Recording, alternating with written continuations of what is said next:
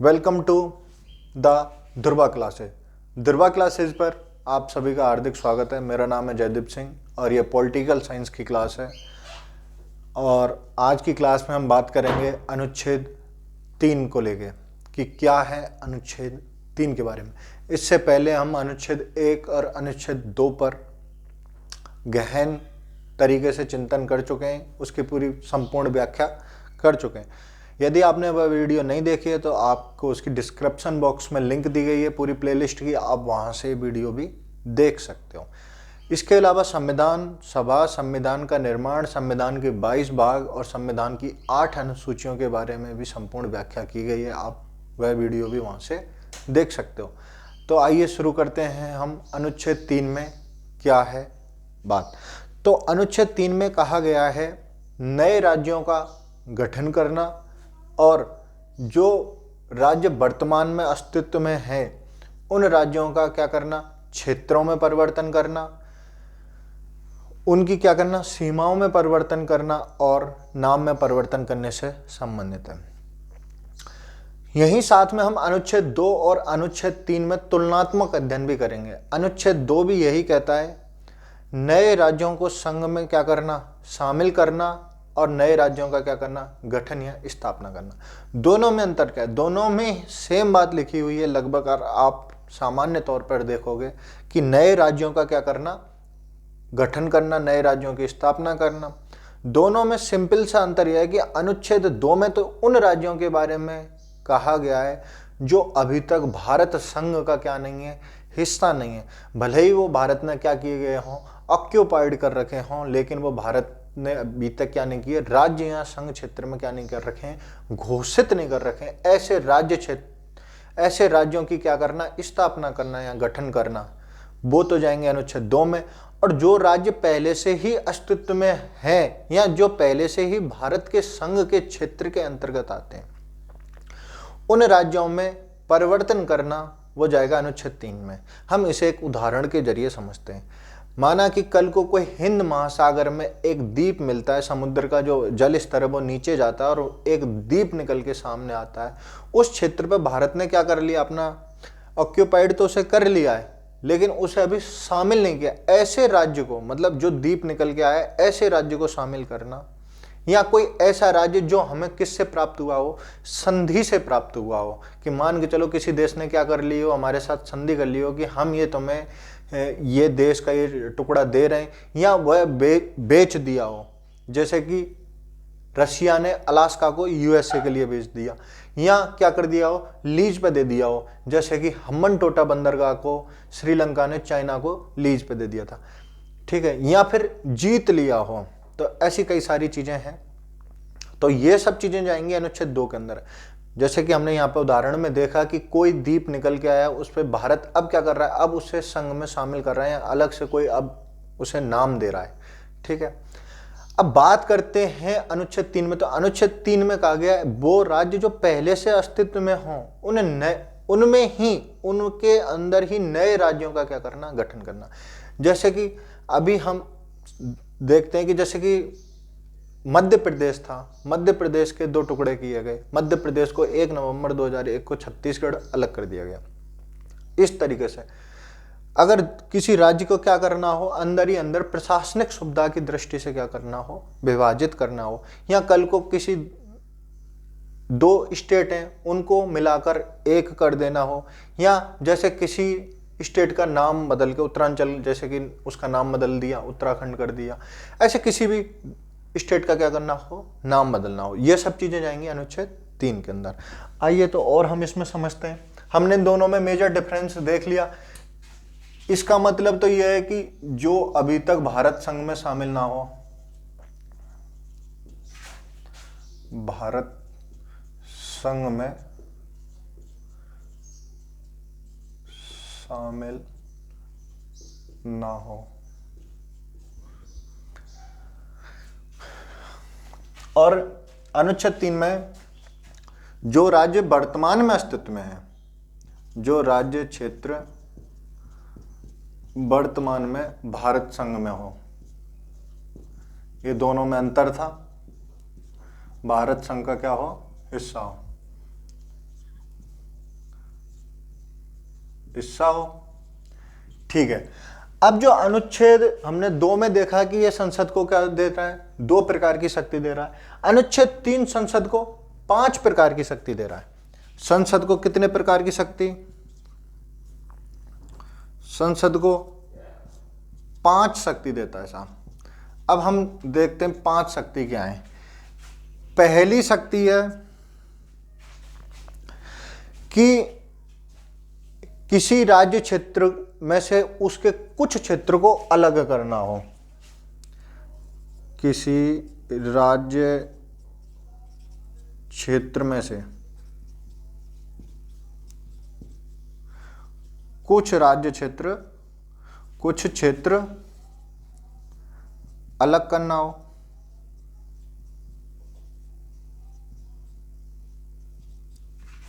या दो से अधिक राज्य के क्षेत्रों को मिलाना हो।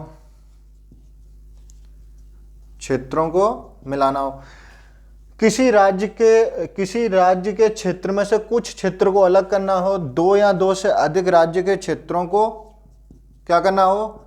मिलाना हो। या उनमें से किसी नए राज्य क्षेत्र का,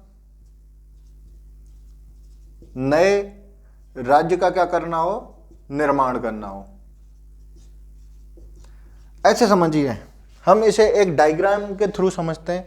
ये कोई स्टेट ए है और ये कोई स्टेट बी है, ये दोनों स्टेट है। अब मान के चलो कुछ हिस्सा ये है, ठीक है, हम इसे A1 दे देते हैं। इस हिस्से को निकालना हो तो भी इसी के अंदर जाएगा। किसी राज्य क्षेत्र में से कुछ क्षेत्र को अलग करना हो, मान के चलो वो इस क्षेत्र को क्या करना चाहते हैं? अलग करना चाहते हैं। या 2 से अधिक राज्यों के क्षेत्रों को मिलाना हो या अलग करना हो, तो ये हो गया B1। अब तीसरी स्थिति ये बनती है कि हो सकता है कि A1 प्लस B1 को मिला के एक अलग स्टेट का नाम दे दें। इन दोनों को मिला के क्या करना हो? नए राज्यों का निर्माण करना हो। ठीक है, ये तो शक्ति हो गई एक। अब हम दूसरी शक्ति देख लेते हैं कि दूसरी शक्ति क्या है।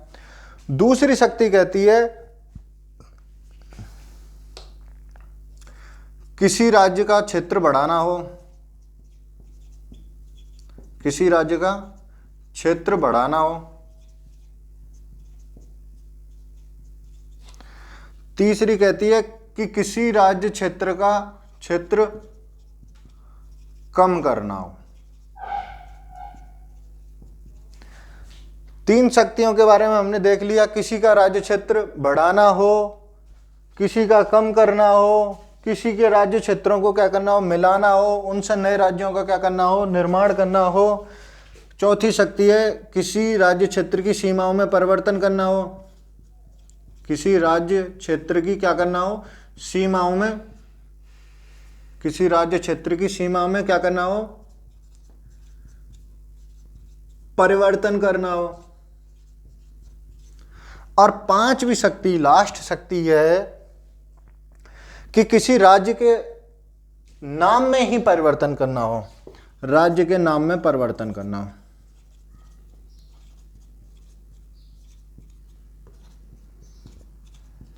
राज्य के नाम में क्या करना हो? परिवर्तन करना हो। तो हमने 5 शक्तियों के बारे में यहां पे देखा।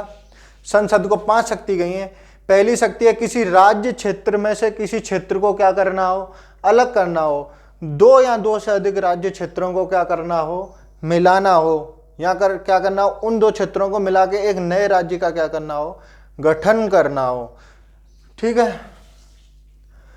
दूसरी शक्ति है कि किसी राज्य क्षेत्र को बढ़ाना हो। इसे भी एक डायग्राम से समझ लेते हैं। जैसे कि कोई ये स्टेट है ए, अब इसमें से इस क्षेत्र को और बढ़ाना हो। अब ये ऐसे हो जाएगा। या ये तो हो गई बात 2। अगर किसी राज्य के क्षेत्र को कम करना हो, ये हो गई तीसरी शक्ति। या किसी राज्य की सीमाओं में क्या करना हो? थोड़ा बहुत परिवर्तन करना हो। 5वीं शक्ति है राज्य के नाम में क्या करना हो? परिवर्तन करना हो। जैसे यहाँ ए था उसे नाम दे दिया, मान के चलो बी, इस तरीके की चीजें। 5 शक्ति संसद को दी और साथ में साहब कहा कि आपको कितनी बातें माननी पड़ेंगी, 2 शर्त माननी पड़ेंगी। इसके लिए क्या करनी पड़ेंगी, आपको 2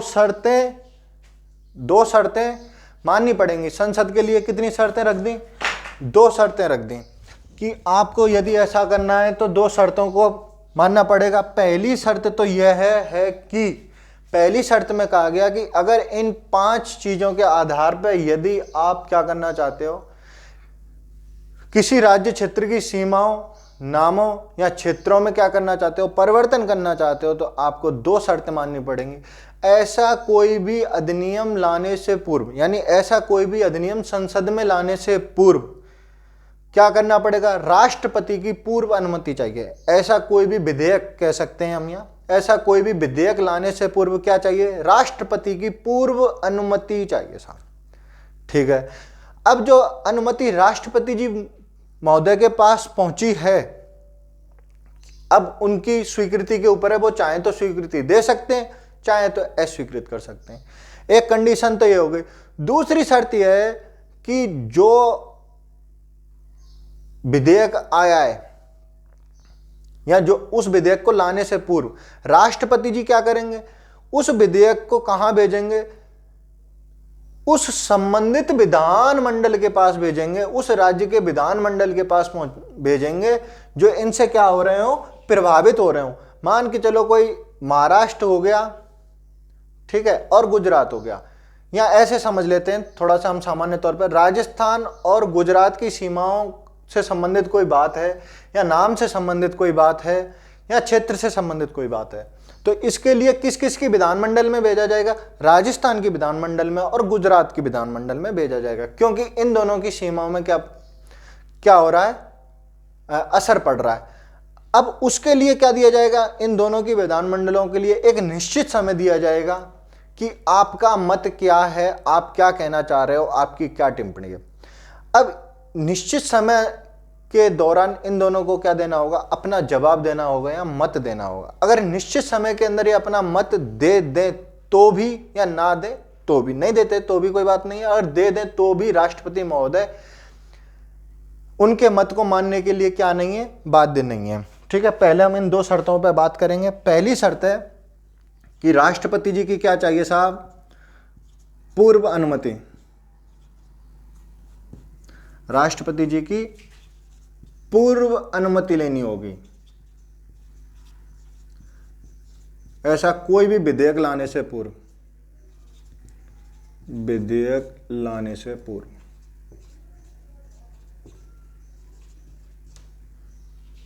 ठीक है, दूसरी बात यह कि उस राज्य की विधानमंडल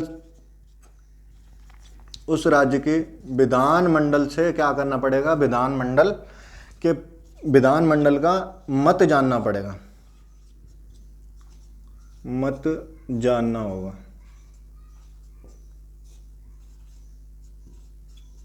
ठीक है साहब, ये 2 शर्तें लागू होती हैं।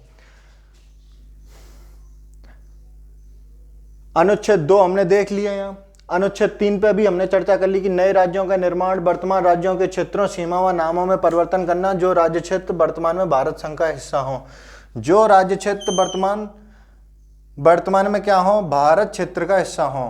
तो यहाँ है वर्तमान, और यहाँ क्या चीज है, जो अभी वर्तमान में अस्तित्व में ना हो। संसद के लिए इसके लिए 5 शक्तियां दी गई कि किसी राज्य के क्षेत्र में कुछ क्षेत्रों को क्या करना, अलग करना हो, 2 या 2 से अधिक राज्य क्षेत्रों को मिलाना हो, या उनकी सीमाओं में क्या करना हो, परिवर्तन करना हो, या नए राज्य क्षेत्र का उनको मिला के क्या करना हो, गठन करना हो।